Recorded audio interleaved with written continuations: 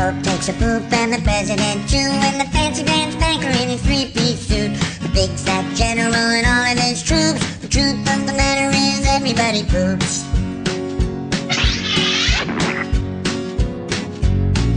The famous brain surgeon has to leave his lump, and the high-priced model has to stop for a dump. But can the size of Canada can't spray away the truth, 'cause even if they don't admit it, everybody poops.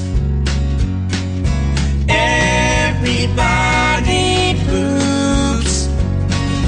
Everybody poops. Sure things number more than two. Death and taxes and everybody poops.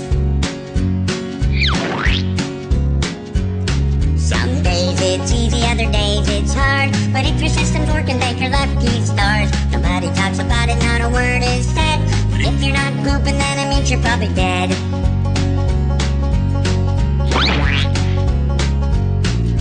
The destitute and homeless have to do it, it's true, but even all the wealthy people gotta make do. And if you live long enough, it's happening to you. Sooner or